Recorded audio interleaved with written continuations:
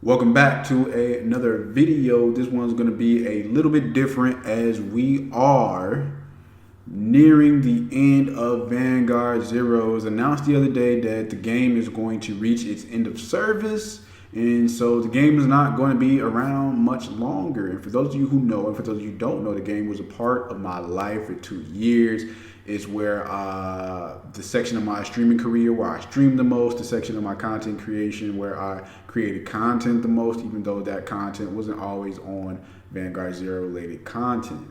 So it felt only fitting that I make a video, and I had to put all my thoughts down and type it out actually. So this is the very first video that I put out into the world that actually had a script written from beginning to end. So it's going to be a little bit longer style. So go ahead and grab something to eat, something to drink, kick your feet up, get comfortable, throw this on while you can accomplish some work, some school work. Maybe you're working out, or maybe you just want to enjoy my soothing voice. But whatever you do, make sure you're comfortable. And this one I really put a lot of time, effort, and thought into. So if you could listen to it all the way through to the end, that'd be much appreciated. So without further ado, let's get into the video.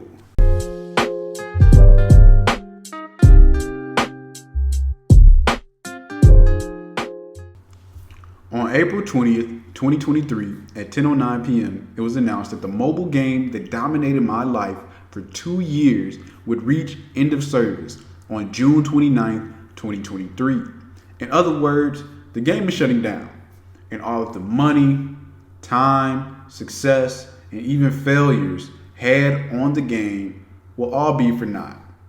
But that's just one perspective, one way of looking at it. And for a little bit, that was my perspective, and I don't fault anyone who has it, but I do have another perspective to add to the discussion. And to fully understand it, we have to take a look back with the retrospective look at Vanguard Zero. So let's start our look back with the beginning of Card Fight Vanguard, the TCG. Some of the information could be a little off or just plain wrong, as sources were limited and relying largely on my own memory. It could be a little faulty in places. So this will be a look back through my lenses as I discovered things. According to CFV website, it launched in March of 2011, although I did see reports of it starting as early as 2010. Maybe somebody down in the comments can confirm or deny which one of these is actually true. Out of the gate, it was the multimedia company using various forms of media to usher people and funnel people to the game of Card Fight Vanguard. The anime would air in Japan on January 8th, 2011. I would be introduced to it around May 29th, 2012, when the dubbed episodes began airing on YouTube. I also have to insert, it was extremely smart of them to air those dubbed episodes on YouTube and gain a larger Western audience, in my opinion anyway. That was my very first experience and first exposure to the card game, where Toshiki Kai teaching the game to Aichi Sendo was the first introduction to Card Fight Vanguard. For any of you who remember, it was Kai taking Aichi to Card Capital, or somehow Aichi ended up at Card Capital, and Kai taught him the game by saying, imagine we're on planet Cray, far, far away, having this fight as they turn into their avatars or their vanguards that they ride into. And I think Kai or Aichi, I forget which one, goes as far as to almost fall back in their chair because they were just so into the battle. But seeing the mechanics of the game enticed me. A board where you have a vanguard and can call up to 5 other units, ride up into stronger vanguards, blocking mechanics, and abilities to boot. It felt like a combination of games, but unique, as well as chess-like tactics. It felt like a mature TCG, and I had just entered my freshman year of college, so it came at a perfect time. One thing about the dub on YouTube is that it would insert its own commercials to promote its own products. I was visibly shocked and awed that this company was this smart out of the gate, and I knew this would be a card game that I would not only play, but that would be around for the ages. The very first commercial revealed 2 trial decks, Kai and IG trial deck, so that's going to be a Royal Paladin or a Kagero style deck. I went to Amazon and made my very first purchase on Amazon. This is my very first Amazon purchase using that service for the IG structure deck. I would spend the next months deck building by ordering singles, play testing by fighting against my friend, the other friend that I convinced to get the other structure deck. We would have remote battles, remote card fights on Skype. And later on, I would also compete in tournaments. I'm not saying I invented remote dueling, but I was first to the party. This was an amazing time that was cut short due to lack of a community. Trips to the card store was 30 minutes, and I didn't always have gas money. I also didn't always know when the tournament was. The few people on campus who did play would stop pretty quickly, and life would also throw many obstacles. And when I say lack of community, I just mean in my immediate area, essentially. So I would retire. After about a year of play, right as the limit break era hit its first wave of support. The scene was kept alive by faithful players and newcomers who would go on to experience Legion era and G era before the game ultimately started to become stagnant. That last part is mostly just by word of mouth, so maybe again somebody in the comments can confirm or deny if that's accurate. But hey Wolf, isn't this a Vanguard Zero video? When do you actually talk about that? Right now, actually. So let's fast forward to January 2020, a year we all remember and collectively share in the fear, the pain, and the memes that was the pandemic. Forced into solitude, I would spend most of my time playing Yu-Gi-Oh! Duel Links. I began streaming after the pandemic started, ordering a PC as I needed something to fill my time with. The word was already out that Cardfight Vanguard was making a mobile app. They had released a beta that unfortunately I didn't get to experience, and the initial release date of the main game for Global would also be pushed back. Global just references areas that isn't Japan. JP references, well, Japan, for those of you that aren't familiar maybe with those terminology. JP would get the game on December 5th, 2019. My body was ready, but I was heavily plugged into the Duel Links, the Yu-Gi-Oh! Duel Links community, into streaming tournaments and finding success. My mind had almost forgot about Zero. Then seemingly in the dead of night, months into isolation and social distancing, on April 9th, 2020, the game released for Global. I had almost instantly retired from Duel Links. Yes, I know, I retire a lot. And downloaded the game and began deck building, grinding for cards, and playing ranked. The game itself was more a simplified version of Cardfight Vanguard TCG.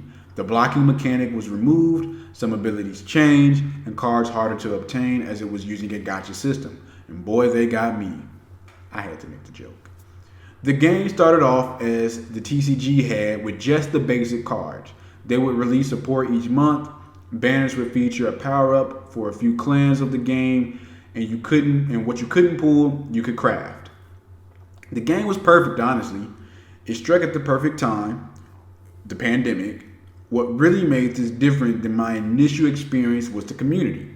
Discord streets were quickly abuzz with servers dedicated to tournaments, team tournaments, and overall Zero talk. I was eager to be a part, so I quickly joined a few and participated. I formed my own team called TOF, or Twist of Fate, with a good friend. Shoutouts to Juicy. I got to experience planning decks and strategies for team members and myself, making competitive deck builds, and I could experience eras such as Limit Break or Legion that I did not get to experience in a TCG. I think I've met a few people that said that was their first experience with those metas was actually through Vanguard Zero. The league itself was short-lived due to behind-the-scenes drama that left a hole that needed to be filled in order to keep the game running. And I stepped up to the plate. Along with a lot of support, we developed what was called clan battles, a team league where two teams of 4 players with 2 decks each would compete. The first team to eliminate all opposing decks would win.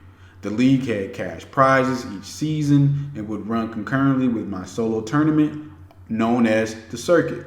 This was more of an individual-based tournament if you weren't into the whole team thing. I was effectively helping to create and foster the community I so desperately wanted back when this journey first began. Also, for clan battles, I absolutely ripped off Clan Wars, I think it is, the Yu-Gi-Oh! Duel Links team format. A little bit of tweaks here and there. Otherwise, they developed a really great format, so I don't even want to take credit for the format, just the league and everything within the league. But the format of the actual gameplay was Clan Wars, so shout out to Clan Wars. I would also have access to pick the brains, though, of the most skilled fighters on the scene, and that greatly improved my deck building skills. It was truly a great time. Everything isn't all roses, and of course, I try to be as fair as possible, so we do have to discuss some of the down moments to get the whole picture. For the first year or so, there was no additional support from Bushiroad or Game Studios, the creators of Cardfight Vanguard and Vanguard Zero, respectively. At least for global anyway. JP would receive Bushiroad sanctioned tournaments, professional streams, collaborations, and what bluntly felt like more love. Global felt like an unwanted child making do with whatever we had. The tournament organizers felt like we were the only thing keeping the scene alive on the global side of things.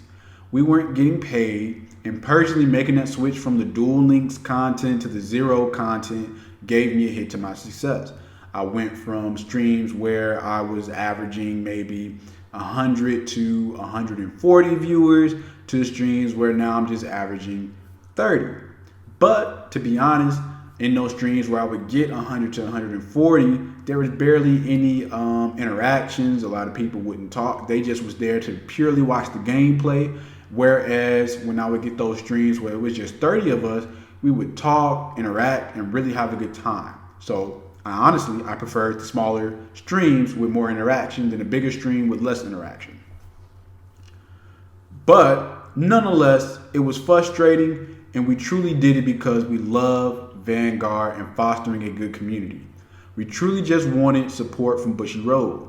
A little came in the form of sponsored streams. You could fill out an application with tournament information, and depending on how many participants you had, they would send first and second place a certain number of digital card packs. And if enough people played, third and I think even up to fourth place would get some packs as well.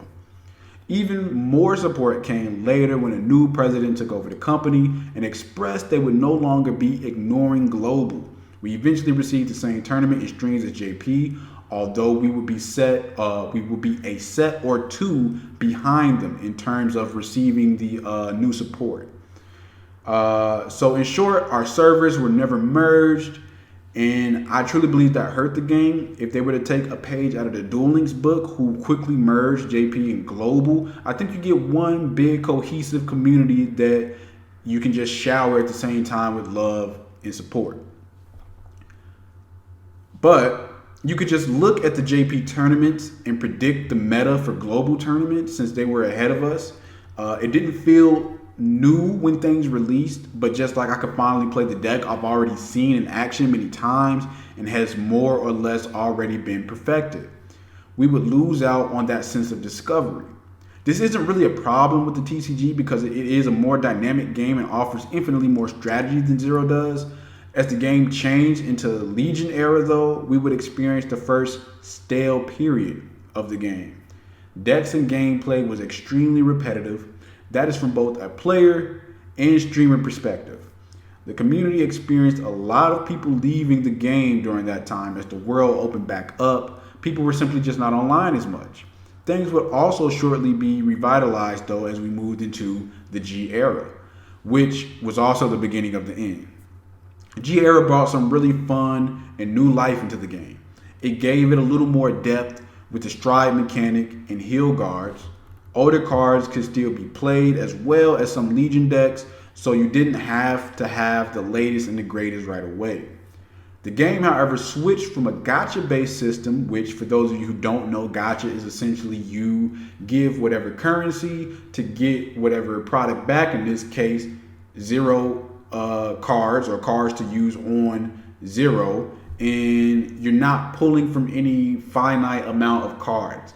You can, if your luck is really good, you could get the rare card with each and every pool, or at least the card you're looking for with each and every pool. But when they switch to the box system, a box has a very finite number of cards that's made very clear. So as you're pulling, you're seeing the number of things go down, and you can also track your progress. So you will pull from a box rather than banner, and the box contained a finite copy of cards. You could visibly see your progress as you were looking for the cards you needed or wanted. In theory, this was better and far more fair system than gacha, but the way Game Studio implemented it made it one of the most egregious money grabs I've seen in a game across all devices. The rarest and most necessary cards were limited to 2 or 1 copy per box. The rarest of them, the GR, taking a new and hard to get crafting material, so crafting them was nearly impossible. You would have to go through a box multiple times with limited resources that you could only get through the box maybe once, if you were lucky. You got what you needed early and could reset that box, but still had a lot of resources that would be needed to go back through it again. And if you're thinking, well, maybe their sales were fair, since this seems a little bit of an unfair system with the box, but their sales were some of the highest price sales that I've ever seen. It was a real turnoff, and I'm speaking from personal experience. And I'm a person that was a well in dueling, so I was willing to put in money to a game that I liked, but not just blindly. And so that was a big turnoff for myself. And once you actually get the deck you want, I felt like the game became pay to play in the sense of not pay to win, but pay to actually play, because your deck will be power crept or just irrelevant a few months in. So that, combined with people going outside again and coupled with the general fatigue, led to many more leaving the game and taking breaks, including myself. But despite this gem of a game being surrounded by greed and mismanaged, there is a shining light that was foreshadowed in the beginning of this video. All roads lead to the TCG. During the height of the Zero release, Bushiroad unveiled a brand new anime called Overdress, airing April 3rd, 2021. It had a brand new audience, which is the group of players who either found love for the game through Zero, or in my case, reignited it. In Bushiroad fashion, the brand new format to rejuvenate the TCG was released alongside it, named the same as the anime, Overdress. TCG players refer to it as Standard. They debuted major changes in switching from clans to nations. They released 5 trial decks to start, similar how I was introduced.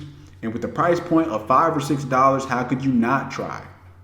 Card shops were opening back up and people were going outside. A new wave of players mixed with returning vets would breathe new life into the TCG. I personally know people who came in with Zero and then transitioned to the TCG. If Zero only served the role of rejuvenating or at least helping bring a new player base to the TCG, then it has my love forever. The love of the game ultimately is what breaks through the greed and shady business practices of Zero. If you are stuck figuring out what to play next, I would urge you to try the TCG. I will be putting more effort into it myself, as well as trying to start an online locals to make it easier to have that community, especially if you don't have a card shop or locals near you. If you're interested in that, just join my Discord. The information will be in the video description. This Discord will be called The Den. It started out as my personal Discord, as well as where I ran the circuit, but I have no problem retrofitting it and upgrading it to facilitate this online locals dream. And as for Zero, it is a chapter of my life that I ultimately look back on fondly.